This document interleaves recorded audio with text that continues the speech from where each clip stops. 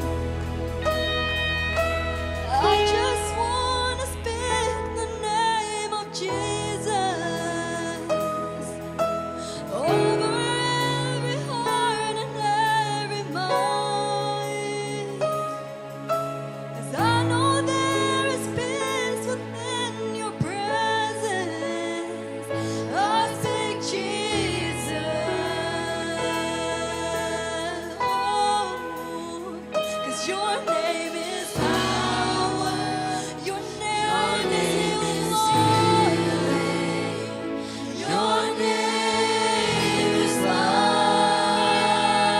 Yes, it is. Break every stronghold. Shine through the shadows. Burn like a fire.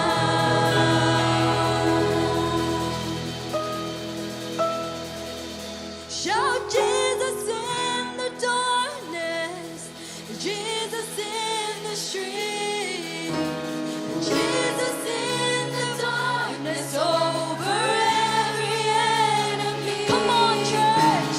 Jesus for my family, I speak the holy name. Jesus,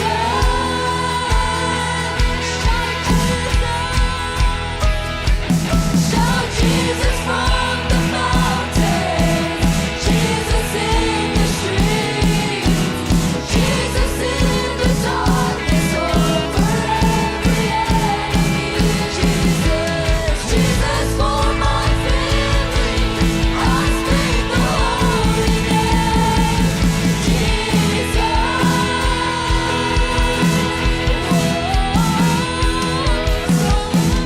power. Your name is healing. Your name is life. Break every stronghold. Shine through the shadows. Burn like a fire. 'Cause your name is power. Your name is healing. Lord, your name is life. Your name is life. Break every stronghold. Break every stronghold. Shine through the shadows. Burn like a fire. Oh Lord, we thank you for getting us through worship. Oh, let the upcoming songs or the coming sermons, Lord, let them be in your hand. Lead us with your Holy Spirit in this place tonight. Lord, we ask you for your presence. We ask you for your touch in this church. In Jesus' name, amen.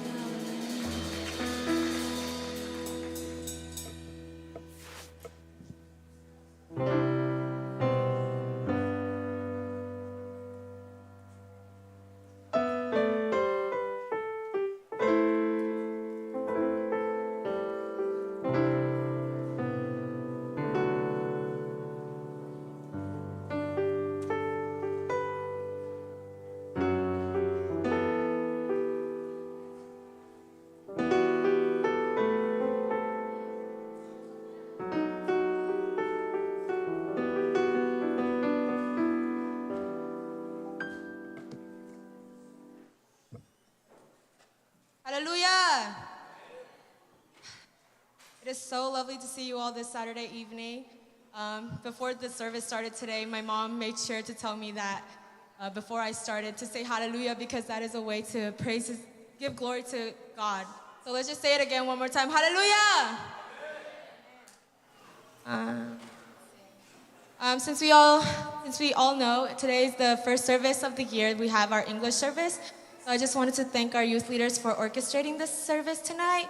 And I'm so honored to be the chairperson today. Right. I want us to start with this quick scripture. Let's all turn to Psalms chapter 63, verses 3 and 4.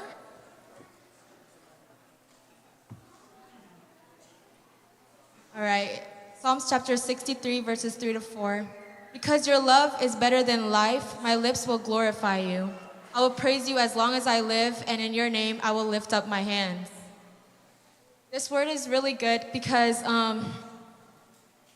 just a quick context, at this time David wasn't just chilling on top of a mountaintop. He was running for his life as his enemies were chasing him down. And even in that moment of doubt and fear, he still chased God's loving kindness, and that's the kind of faith that I want. And so I just wanted to encourage us all tonight to continue to hold on to God's truth and God's love, and to praise Him, even not just when it's easy, but also when it's hard and when we're in doubt, just like David did. So now I just want to turn our attention to something more foundational. We're going to start with the Bible scripture reading from Brother Sangpi, and then after that we'll have a solo from Mary. So let's all give them a round of applause.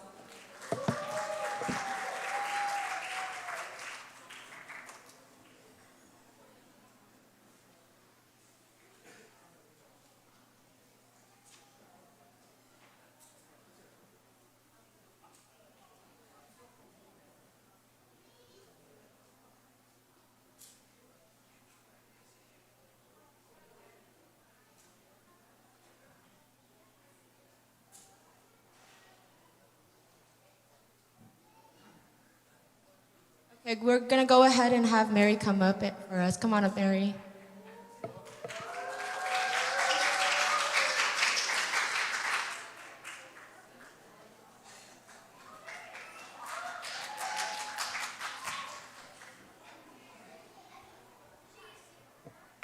Hi, today the song I'm singing.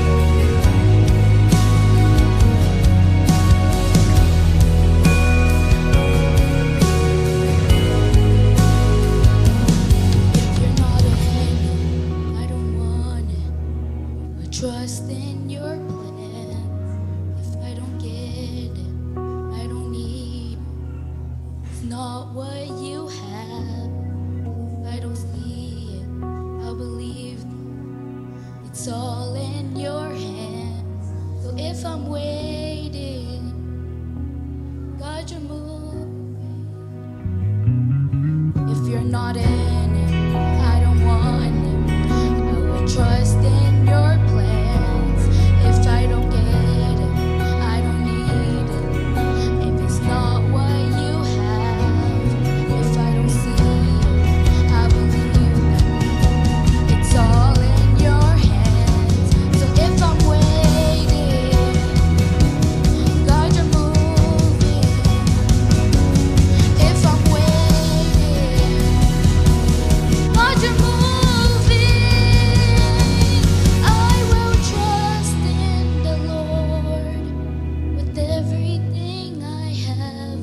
I will bring Him all my praise, in the good and the bad. I will worship in the waiting, when I cannot see the end. He's never let me down, and that will never change. So I'll praise Him anyway. Thank you.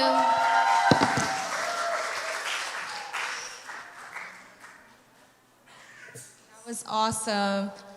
We're so incredibly blessed to have our young people in our church. Praise God's name, amen. So now we want to go ahead and call up Brother Nang Tong for a short but powerful speech. Let's go ahead and give him a round of applause as he comes up.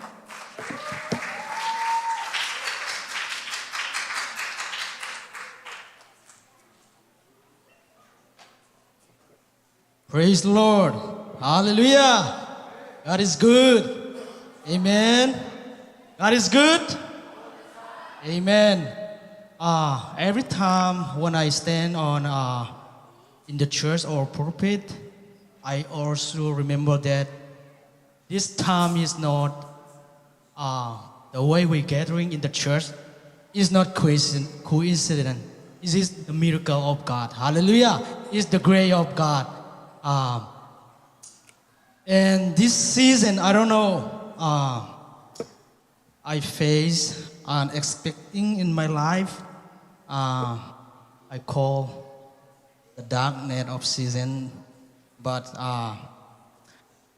however, last week we celebrate Good Friday, and Friday was is not good inhumanly, but everyone is Jesus died, and all of disciples betray.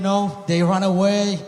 Peter say, I don't know Jesus, and everybody has quiet and they don't know what's going on.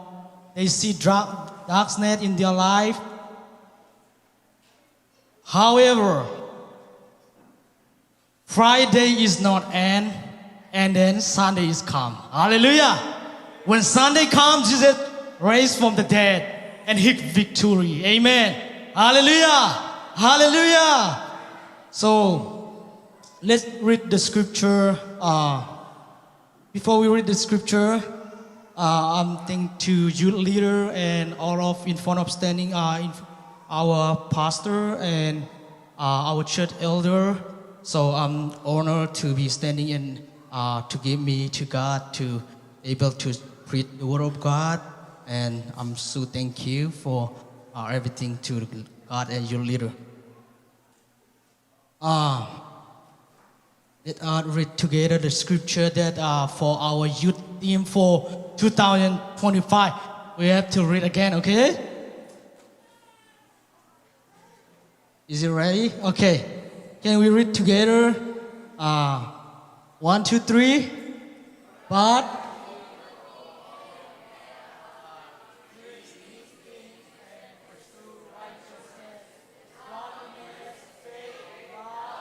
patience, gentleness, fight the good. They hold on eternal life, to which you were also called and have confessed good of confession, the presence of many witnesses. Okay, let me read one more by myself. But you, O men of God, flee these things and pursue righteousness, godliness, faith, love, patience, gentleness, fight a good fight of faith. This is our theme. Lay hold on eternal life, to which you are also called, have confessed the good confession in the presence of many witnesses. And tonight, in short time, my subject gonna be man of God. Man of God, gonna be man of God. When we look the scripture, God not call everyone.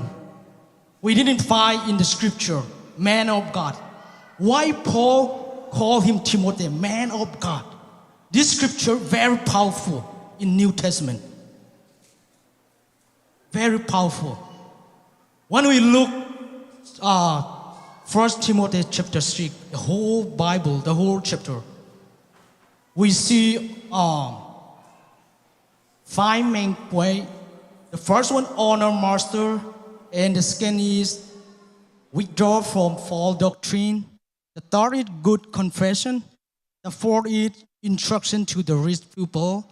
And the fifth is guarding your faith or protect your faith. So he concludes with protection or guarding your faith. So when we look at the scripture, as I said, in Old Testament, there's some of we can see in the Bible man of God. For example, first is Moses. He's called, the Bible just man of God. And then David also we see on David too, and Elijah, Samuel, and then some of angels called to man of God. In Judges 13:6, when the Samson was born, and the angel came to Samson's mother, and he told him, man of God. So some kind of the Bible used man of God into angel. And then Elisha. So some of we see in man of God in Old Testament. However, in New Testament, we don't really find as I study, the only verse here in 1 Timothy 6, man of God, is so powerful. So let me bring down. And then here we are in chapter 6, 1 Timothy chapter 6. And I mentioned that time, the first one is honoring master. At that time, they have boss and they have a slave in their house. And some slave, they believe in Jesus. So Paul said, respect your master or respect your boss and respect each other. So he mentioned that respect, honoring. So I want to mention in our community or our church, sometimes we don't practice honoring our elder. But we practice some of honoring. Let's say, for example, when we have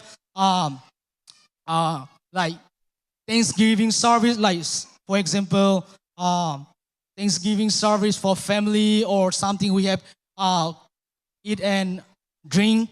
So sometimes we prepare first for elder people, right?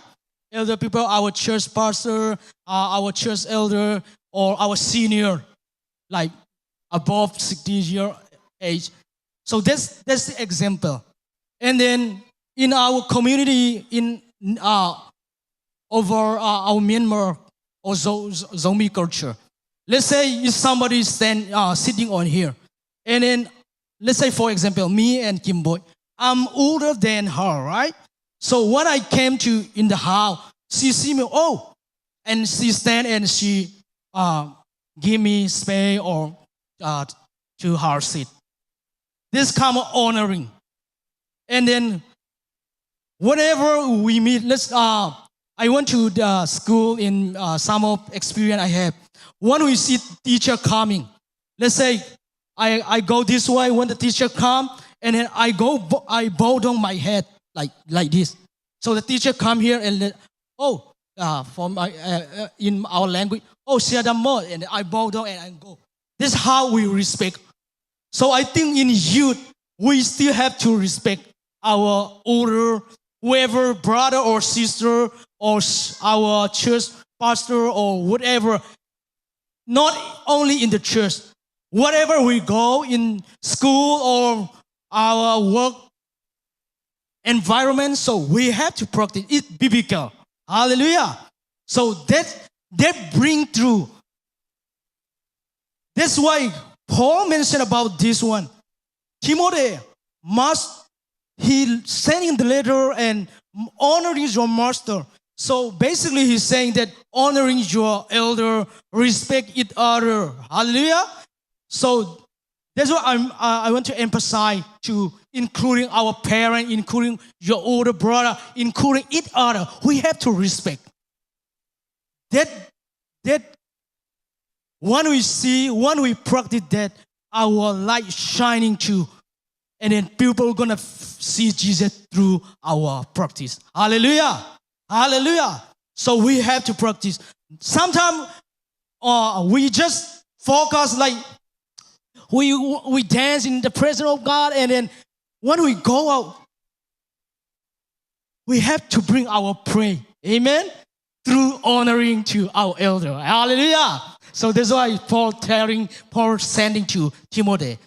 And then the second is we draw from false doctrine. So at that time in Rome Empire, at that time there's a lot of, they don't believe resurrection. Some they don't believe in God. And right now, the first century at that time, they believe in only Jesus Christ. He is the only one God. But right now we have a lot of denomination.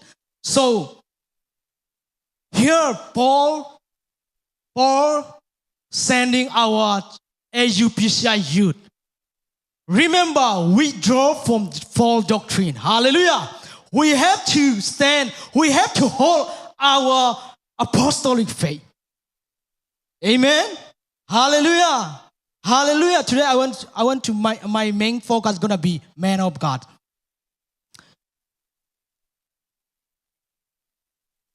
In New Testament, at that time, they believe in only one God. Jesus is God, the only God.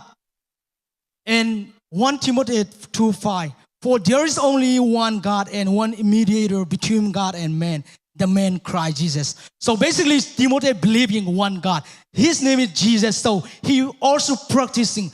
But there's a lot of temptation at that time. So Paul mentioned that, I know, Timothy, you are a man of God, but you have to withdraw from false doctrine. Hallelujah. They're gonna impact you. They're gonna try to influence you, but you have to withdraw from false doctrine and keep in believing one God in apostolic doctrine. Amen. Hallelujah. Hallelujah. So in New Testament, just like we can figure out like 5-10 people called men of God. Here in New Testament, only Paul called Timothy man of God. Sometimes if we go out or if we do something bad thing, if we steal somebody thing, or if you drink, if we go bars, so when they see, he is like, man of something, etc. They're going to call you man of lying or man of stealing, So in New Testament, that's why I want to emphasize. For those who believe Jesus is the only true God. There's no only one, there's no other God. He's the true God.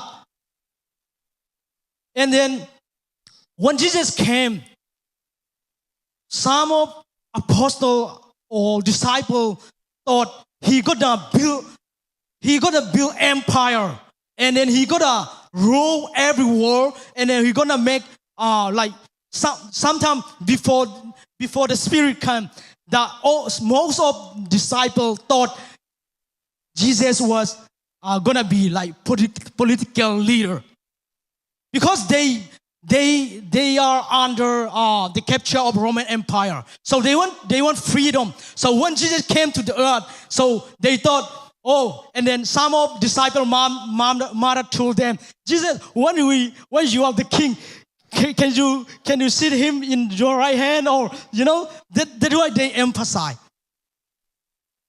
And then one they thought, and Jesus thought was very different, very different. When Jesus raised from the dead, and then he pouring out his spirit, he go to heaven and he pouring out his spirit, and then they received the Holy Ghost. And then at that time, Peter say, oh, Jesus is the only God. He already God. That's why he mentioned that Acts 2:38. Baptize in the name of Jesus Christ from your sin, and receive just the Spirit of God, and speaking another tongue, and living a Holy Ghost. That's why the first preaching of Peter. So that's why I want to mention that for those who believe what apostle teaching, the experience of New Testament salvation. There's only one God, and baptized in Jesus' name. Amen.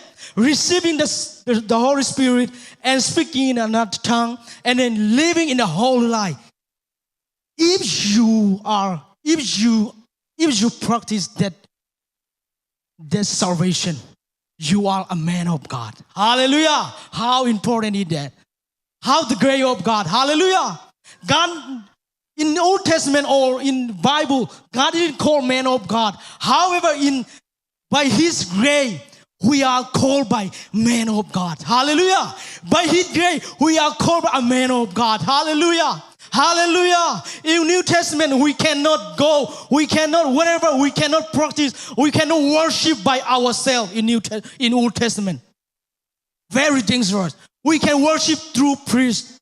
And the priest doing an altar or sacrifice, and then that's why they practice. But right now, God already present in His Spirit, and then now we can call, or we can confess by ourselves, I am the man of God, or I am a woman of God. Hallelujah.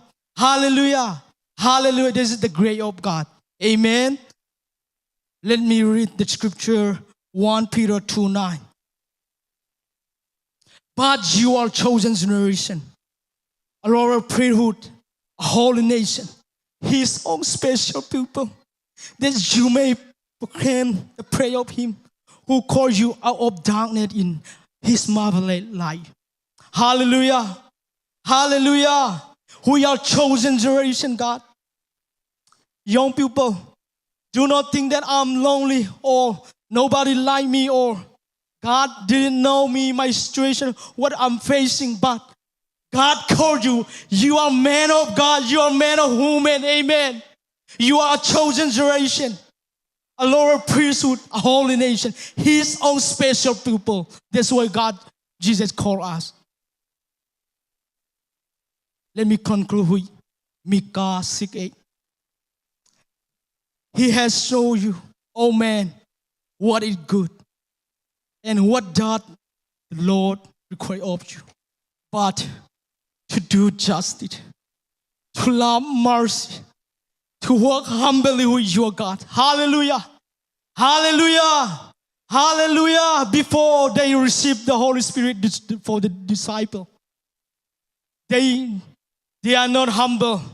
They are angry. For example, Peter, when Jesus tried to arrest him, he cut somebody's hair, and they betrayed Jesus. I don't know Jesus. And he promised Jesus, I'll not leave you alone. I'm going to die at the end of my life. But he betrayed. But when Jesus came, when they received the Spirit, they upside down the world. They changed the story of the world. Hallelujah. Hallelujah. That's why when we receive the apostle preaching the gospel, we have to do justice. We have to love mercy. We have to work humbly. For parent, are you do justice to your wife? For wife, to your husband? Are you justice for your husband? In family, are we still love mercy? Are we still walk we humbly with God? When we believe, if you say, I'm apostle, I believe apostle doctrine, I believe apostle teaching, we have to do more justice, we have to love mercy and to walk humbly. That's it. We holding open land. That is holding in apostle doctrine. Hallelujah. Hallelujah. Hallelujah. That's why those who are called men of God, they have to do justice. They have to love mercy. They have to walk humbly with God. Hallelujah. Hallelujah. Hallelujah. Thank you very much. May God bless you all. Thank you.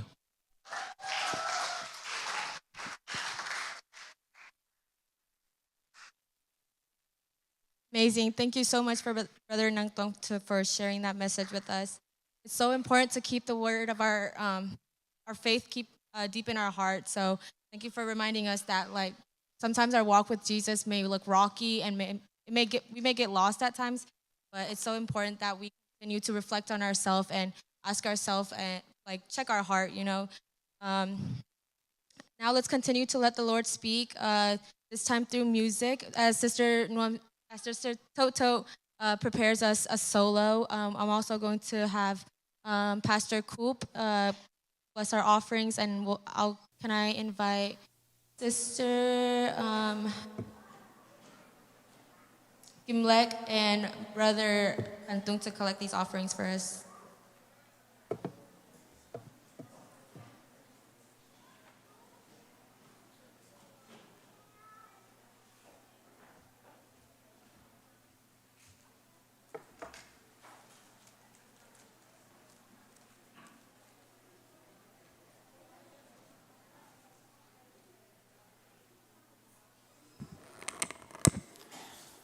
Let's give thanks to the Lord. Gracious Lord Jesus, we praise your holy name. Since you are looking for a cheerful giver, those who are giving, Lord, this evening, bless with your bountiful blessing with 30, 60, even 100-fold. I bless this offering. May extend your kingdom and are useful for the youth ministry. I pray in Jesus' name, amen.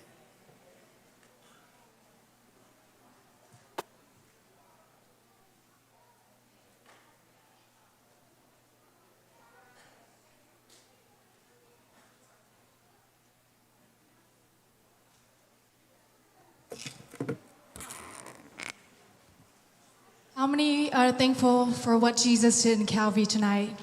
Amen. The song that I'm going to be singing is called Thank You, Jesus, for the Blood.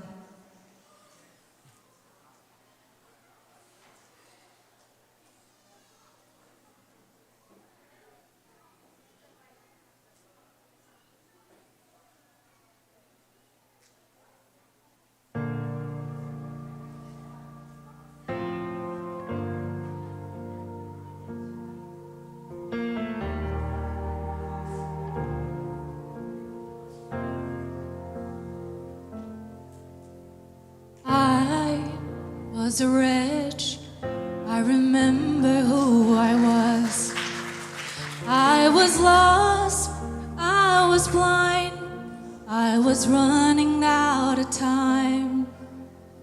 Sin separated, the breach was far too wide. But from the far side of the chasm, you held me in your sight. So you made a way across the great divine, left behind heaven's throne to build it here inside. There at the cross, you pay the debt I owe, broke my chains, free my soul. for the first time I had hope. Thank you, Jesus, for the blood applied. Thank you, Jesus, you have washed me white. Thank you, Jesus, you have saved my life. Brought me from the darkness into glorious light.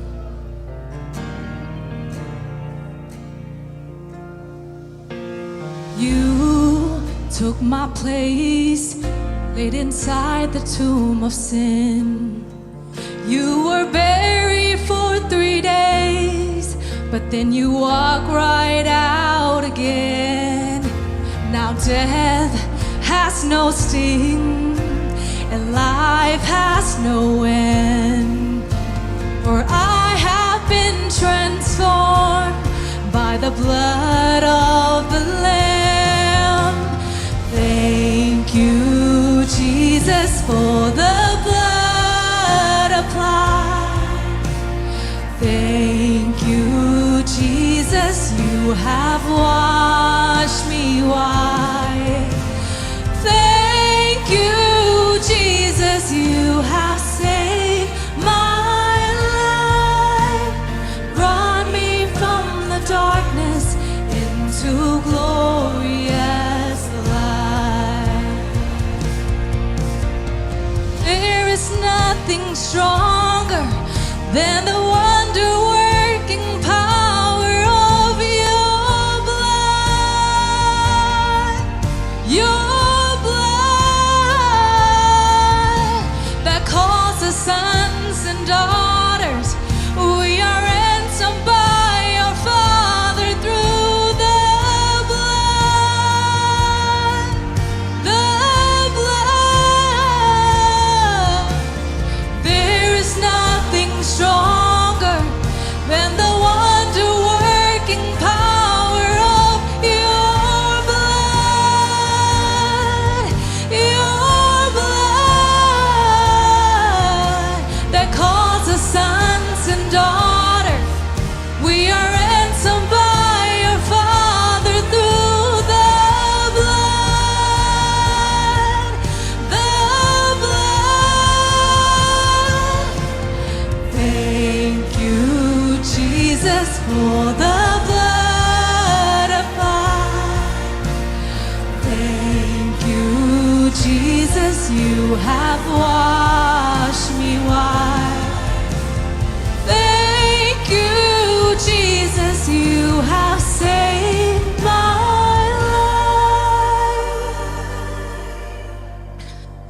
Brought me from the into glorious light. Amen.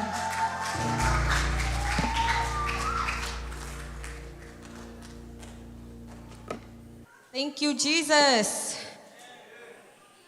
That was an incredible song. Thank you so much. Before we go on, continue to move on, I just want to give a few reminders to our youth group that we have song practice tonight, so after service, so make sure to stay for that. Now it's my pleasure to introduce our main speaker for today, a person who's devoted to bringing us closer to God, Brother Gingno. Help me welcome him to the stage.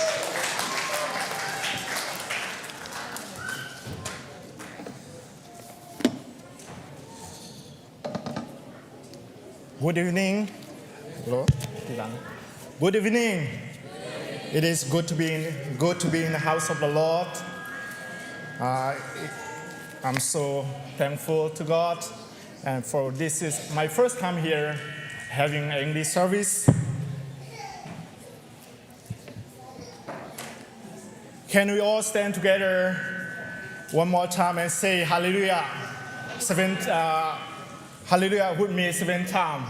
Okay? It is a word that we all know.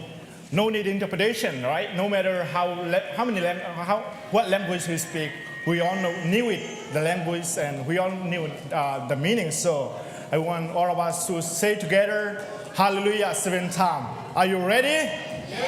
Okay. 1, 2, 3, go. Hallelujah. Hallelujah. Hallelujah. Hallelujah. Hallelujah. Hallelujah. Hallelujah.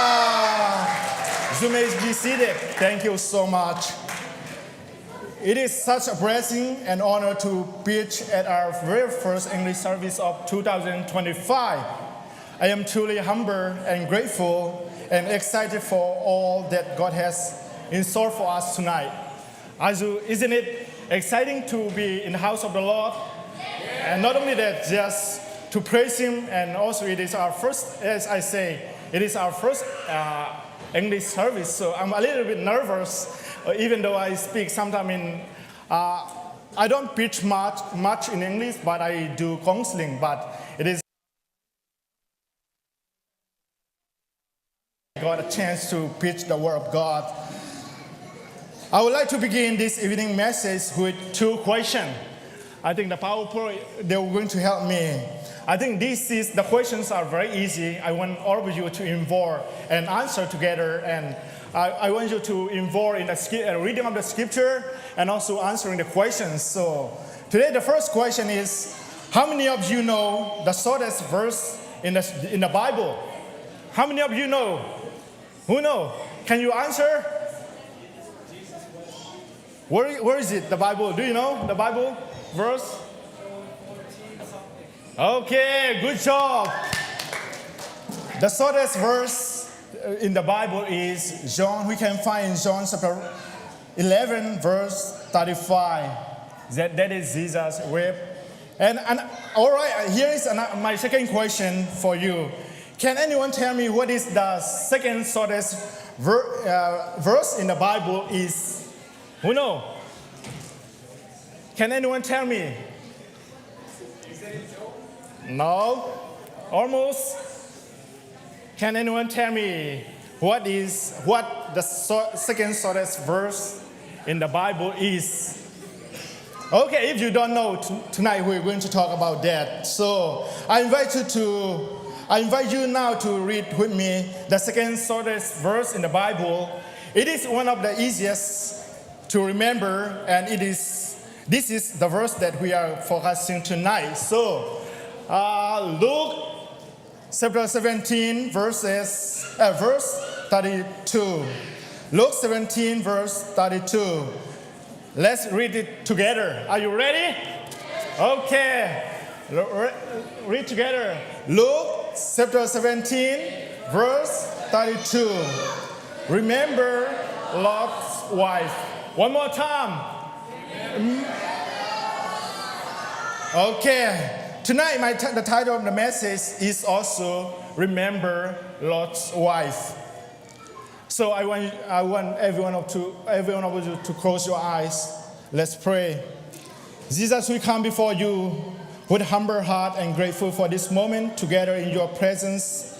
We thank you for your word, which is a lamp to our feet, a light to our path.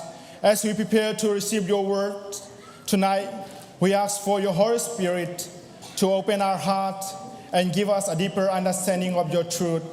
In Jesus' name I pray, amen. Jesus looked at the people around him and said to them, remember Lot's wife. And even to us, Jesus said to us, remember Lot's wife. When we look at the word in the Bible, when we look at the word remember in the Bible, it appears 148 times in the King James Version. Yet it is interestingly, there are only 2 people in the scripture we are taught to remember. Do you remember that? There are only 2 people in scripture we are taught to remember. I think you already see here. The first one is Jesus himself. We can find in Luke chapter 22, verse 19. Can we read it together one more time here? Luke chapter 22, verse 19. He broke it and he gave it to them, saying, "This is my body, which is given for you. Do this remembrance of me." The first person we have to remember is, we are told to remember is, the first person is Jesus himself. And now we're going to move the second person we are told to remember is, surprisingly, Lot's wife. Here, everything, I'm put it here for you so that you can take in note how I prepare the sermon. Even though sometimes we nervous, and even though I don't forget the things that I prepared, so I want you to not only just hear it, but also look at and learn it from here too. And the second person we are told to remember is, surprisingly, Lot's wife. If you ask me, we should remember other than Jesus, I guess someone like Adam. Because Adam is the first person, all right? And I will guess also Abraham and Moses, like Joshua, David, Daniel. They are my favorite people too. But we are not taught to remember them. But I guess if you ask me, I guess that we have to remember Abraham and Isaac and Daniel. Why? Because they are godly people. And not only that they are godly people, we have a lot of things we can read in the scripture. There are a lot of written about them in the scripture. If you want to learn about like Adam, if you want to learn about Moses, if you want to learn Abraham, you can learn from the scripture itself here. But if you want to learn about Lot's wife, there's no much information we are provided. So, but it is not Abraham, it is not David, it is not Daniel, it is Lot's wife. That's surprisingly because it is surprising because Lot's wife is not a godly woman. Not only the Bible tells us almost nothing. When you look at even her name, we don't know the name. We only know Lot's wife. In fact, there's only one verse that tells her story we can find in Genesis chapter 19, verse 26. Can we read one more time together?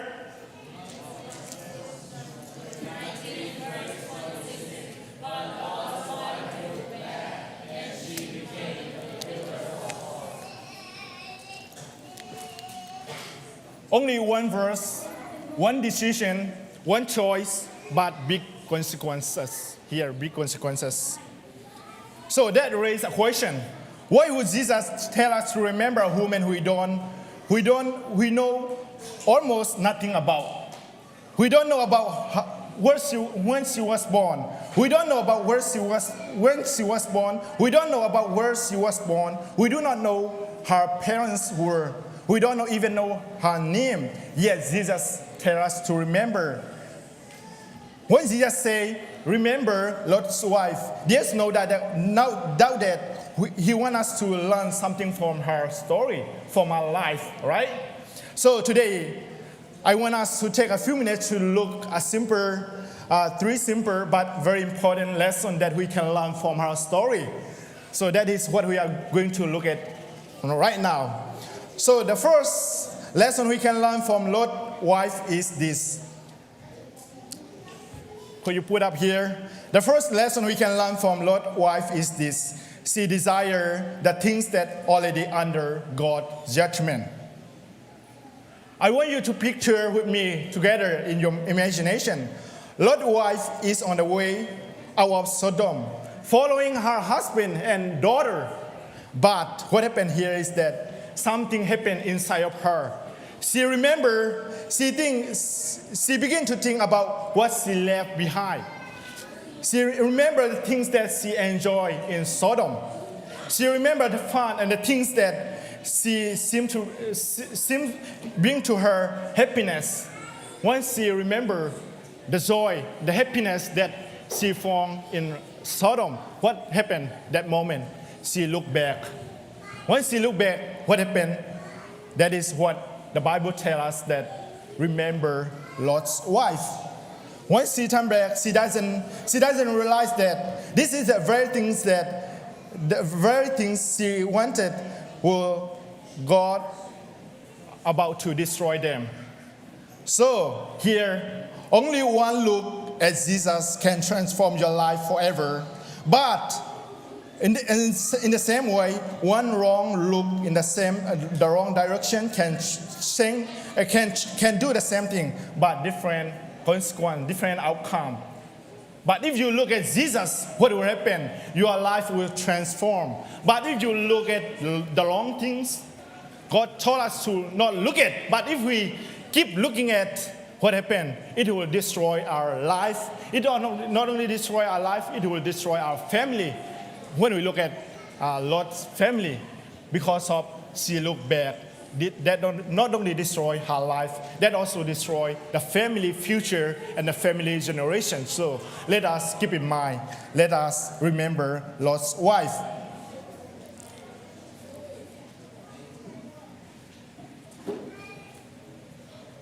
Because some of us are like her, we want to follow Jesus, but we still desire the things that are under God's judgment.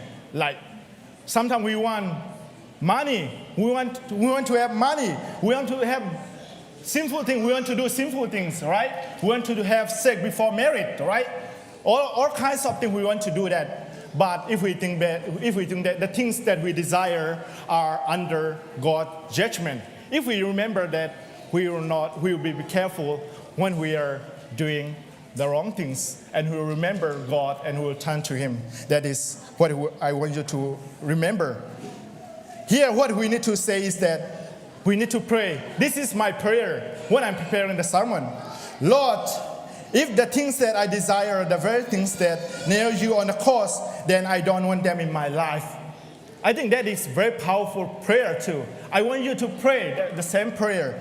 Lord, if the things that I desire are the very things that nail you on the cross, I don't want them in my life. What is your desire? What are the desire? Sometimes we have sinful. It is good to have a desire to come into church, right? It is good to have a good desire to read the Bible. It is good to worship and to praise God. Hallelujah. But it is sinful things. If we have a sinful desire, what happens is that we look back. We want to do sinful things, and we don't want to learn from the past. We don't want to learn from other people. We don't want to learn from the Bible. So let us keep in our minds. So I want you to ask yourself here, I put it here. Am I still holding on to that God want me to leave behind? Is there anything I keep looking at, even though I know it is not helping me to closer to God? What are the things that you're holding to that God want me to leave behind? For me, there are many things that God want me to leave. Before I was born again too, I play not only so many games. Sometimes I want to follow my friend who want to hang out with me. I want to enjoy the way they enjoy. I want to have fun too. But when I got saved, God transformed my life. I changed everything. My friends are changed. My desire are changed. The way I look, the way I go to attend church, the way I praise God, the way I read the Bible, everything changed. So if you want to follow Jesus, you have to leave something. If you tell me a story, if I ask you a question, how do you become a Christian? How do you become a follower of Jesus Christ? If you tell me, if you don't see the differences before coming and after coming, I think I have a question for you. So even my life, here when we look at Lot's wife, she doesn't live the sinful things that she had done in the Sodom. That is the reason that Jesus warning us that remember Lot's wife. So the second lesson we can learn from Lot's wife is this: do not look back when you are already moving. It is a good point, right? The second lesson we can learn from Lot's wife is this. Do not look back when you are already moving. She had already made a hard decision to leave Sodom, but it was on the journey that she turned back. Some of us, as I told you, some of us make a decision that we are going to follow Jesus. We're going to come back to the church. We're going to read again the Bible. We're going to pray again. But when something happens in our life, when we face difficulty, when we face temptation, what happens? Always, instead of turning to God, we look back and we're doing the same thing. That is the reason that our life is not changed. It is sometimes myself, I have been a Christian since I born. When I compare, like many people, some of them are like a few years, their life are transformed. They do a lot of things for the kingdom of God. But when I look at my life myself, sometimes I say, there's something that I need to do. I need to fix it. So it is some of us we have been a Christian, like some of you almost 20, or some of them are 40, some of them are 15, some of them are 10, maybe. Doesn't matter. I want you to remember that tonight. I want you to remember when things get tough, don't look back. Hallelujah. When things get tough, don't look back. The enemy will try to pull you back and whispering, telling lie that what you left behind is better than right now. But do not believe it. It is a lie. It is not coming from God. It is coming from the devil, from Satan. Do not believe it. So Jesus said, remember Lot's wife. Keep your eye on the future that God has promised for us. God has a promise. When you read the Bible, there is a lot of promise, right? In order to get the promise, we have to keep our eyes on Jesus. If we keep our eyes on the back, if we look back at the past, what we did, sinful things in the past, our life will not change. Our life will not transform. Our family will not transform. But if we look at Jesus, it will change. Hallelujah. Keep your eye on the future that God has prepared for us. Even though it is hard, keep moving forward. Even though you can't see the way, moving forward. When it doesn't feel good, moving forward. Because the devil lied to you. He tells you it will never happen to you. Even for me, going to a Bible school, there's a lot of temptation. Not only from inside, from other voice. Look at your parents. Look at your parents. Look at your parents. Look at your life. Look at your story. How you begin. So many temptation, so many voice that coming in my heart. But I don't want to listen the voice that the devil talking to me. But I look up to the cross and the Calvary. I look at Jesus. That transformed my life. Hallelujah. Hallelujah. Hallelujah. Satan will say to you, God doesn't care about your life. He cares about you. He cares about me. Because of He care about you, He died on the cross, on the Calvary. He died for you. Don't believe that. Satan will tell you that God doesn't care about you. Your friends doesn't care about you. Don't believe it. It is not coming from God. It is coming from Satan, from the devil. Don't believe it. In life, we often stuck looking back, thinking about the past mistake and things we miss. But when we keep looking back, we can't see amazing things that God has ahead for us. So here we can learn is that Lot's wife teach us that God wants us to focus on where He has taken us, not where He has been. Sometimes we only focus when we think that the past success, the past that we did for the Lord, for the church, for the people. Sometimes we forgot the past and the future that God has prepared for us. We stuck in the past. Why did I do this? Why I speak these bad things? If you remember that, if you knew that you speak bad things to your friends or to your parents, the things that you can do, you can fix this, that come to them. approach to them, ask forgiveness. That is the way we have to move forward. So don't look back, don't repeat it again. That is what I want you to learn. I want you to notice about that. So here another question that I put it here. I put it here that ask yourself, is there something I'm holding to that keeping me from where God wants me to go? Is there anything? For me, like right now, I don't know, for all of us, how many of you here, if I tell you, how many of you bring the Bible today? Can you raise your Bible? Hold me together. How many of you bring the Bible to the church? Only a few, right? How many of you have a phone? Can you read out? No one will forget to bring the phone, right? But sometimes we don't want to bring the Bible. But in my mind, when I was preparing, when I reading, what in my thought it was coming that the people who read the most the Bible at home, the people who read the Bible in the morning, the people who read the Bible at night, the people who read the Bible, the Word of God, in their free time, the people who want to bring the Bible to the church. Do you believe that? If I don't see the Bible in your hand, that means you don't read the Bible at home. In my opinion, because the more I read the Bible, the more I meditate the Bible, I do not afraid to bring the Bible. I do not afraid. It is not a big thing for me to carry the Bible. Because I want to carry the Bible, because every time you see me, I carry a bag.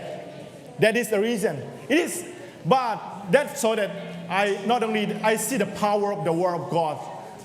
I see. So don't look back. Move forward. Hallelujah. Read your Bible. Bring it to the church.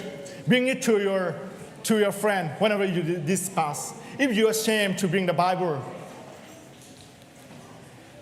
can you still say that I'm a believer?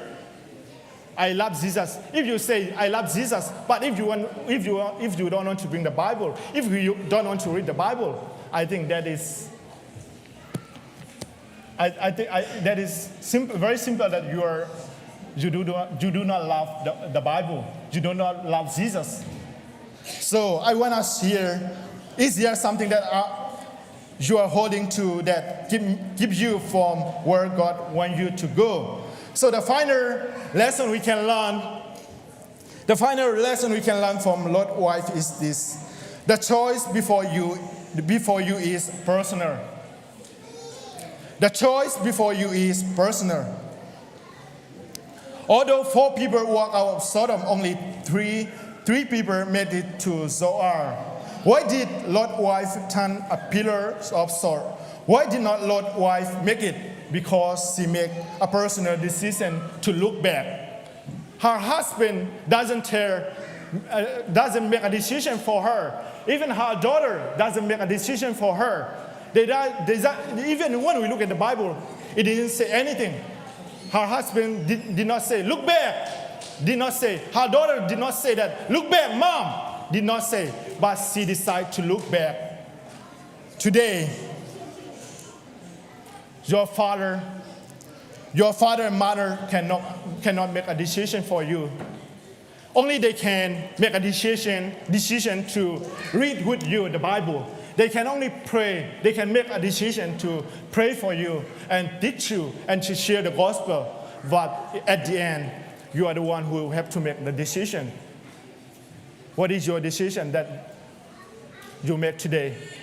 What you make decision today, it will not only affect right now, it will affect the future.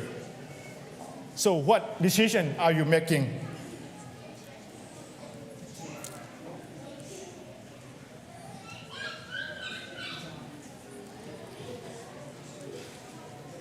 Here we have to learn that God holds one person responsible in your life. Nobody, not your parents, not your pastor, not your leader, only you. You are the one who is responsible in your life. So Lot's wife Lord's wife teaches us that you are responsible for your own choice. Do not let others decide for your choice.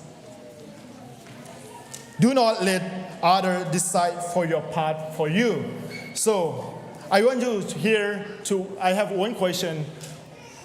What the choices am I making today that will shape my future? Am I following God's paths, or am I being distracted by the wrong things? We have to ask the question. I think sometimes good question can answer more than what we say. Sometimes good question answer more than we give the answer, right?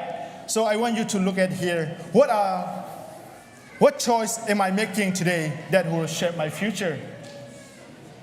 If you make a decision today, I think that will change your life. One of my favorite songs is that when I go to the Bible school, one of my favorite songs is that I have decided to follow Jesus. I have decided to follow Jesus. I have decided to follow Jesus.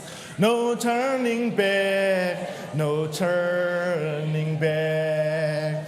One of my favorite songs, the last part is that the world behind me, the cross before me. The world behind me, the cross before me. The world behind me, the cross before me. No turning back, no turning back. Today the problem is that we put it opposite. We say it like that. The cross behind me, the world before me. I think today many people sing that way. But here I want you to sing. The world is behind me, the cross is before me. No turning back, no turning back. Hallelujah. Can we sing together one more time from the first? I have decided to follow Jesus. I have decided to follow Jesus. I have decided to follow Jesus. No turning back, no turning back. The world behind me, the cross before me. The world behind me, the cross before me. The world behind me, the cross before me. No turning back, no turning back. Hallelujah, hallelujah. I want you to make a decision that to follow Jesus. No turning back, no turning back. When I look at my life, as soon as I'm born again, my life is totally different. Sometimes I lazy to read the Bible. Sometimes I lazy to going to church, but I never backslide. I never live the way I lived before born again. No turning back, no turning back. As long as you put the cross before you, the word behind you, you will never backslide. You never give up following Jesus. Hallelujah. You have to make a decision. So today we learn three things from Lot's wife is that the first lesson we learn from her is that she desires what God has already judged. The second one is that we learn that she looked back when she was supposed to keep moving forward. And the final one is that the choice before you is personal. No one can make it for you, but you have to decide today. So here I want to end up with three questions. I want all the worship leader. I invite all the worship leader to come here, come forward, and let us sing together one more song. And I want to leave tonight. Tonight I want you to leave with these three questions to examine your own heart. Here, look at here. All the young. What are you still longing for that God has already judged? Are you still walking with God on the outside and still looking back on the inside? Will your life be a testimony of faith or warning that happened when you look back? Do you want that your life will be a warning, not a testimony? When we look at here, Lot's wife is not a good testimony. It is a warning for all of us. As soon as we look back, we don't have any testimony to share. Even we don't have a testimony to share to our friends, to our parents, to our brother. Even here we don't have a testimony to share. But if we do not turn back, if we do not look back, we have a testimony to share. Hallelujah. In the name of Jesus. In the name of Jesus.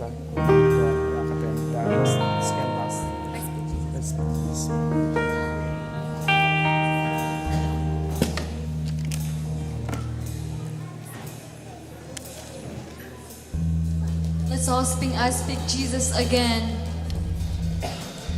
The name of Jesus is powerful. So I want you to meditate. I want you to think about the meaning of the song.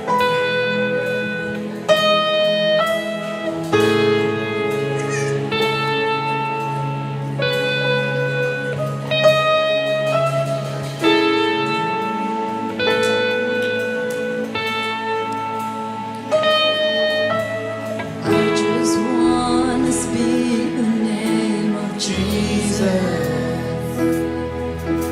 over every heart and every mind. 'Cause I know there is peace within your presence. I speak Jesus.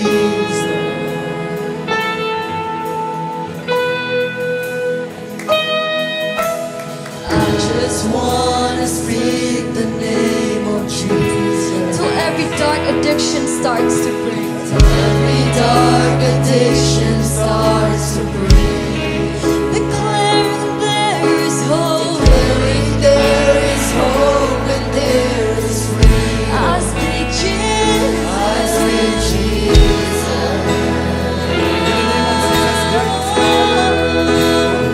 'Cause your name is power. Your name is healing. Your name is love.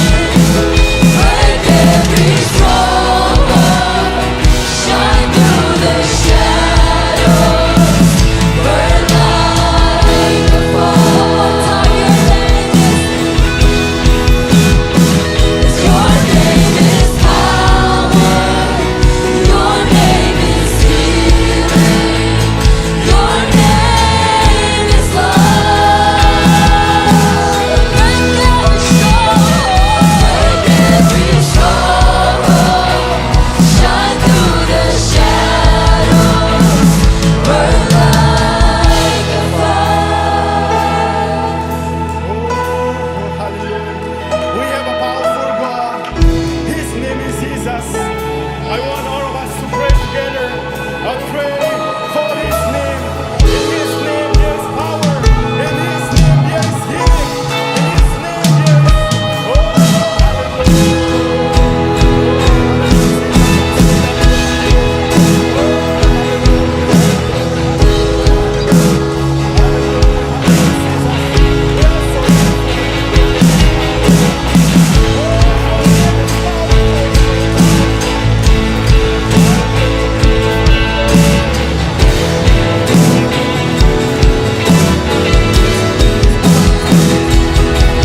Shout Jesus from the mountain, Jesus in the street, Jesus in the darkness over every enemy, Jesus for my family, I sing the holy name. Jesus, shout Jesus, shout Jesus. Shout Jesus from the mountain, Jesus in the street, Jesus in the darkness over every enemy, Jesus for my family, I speak the holy name, Jesus.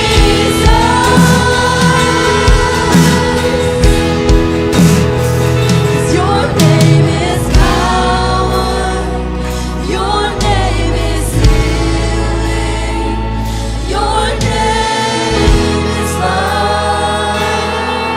Yes, it is.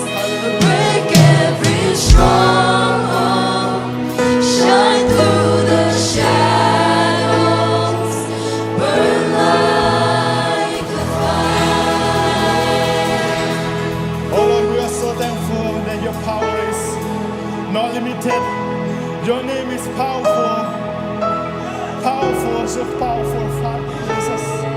We proclaim your name over our sickness, over our circumstances. Oh Lord, your name is so powerful.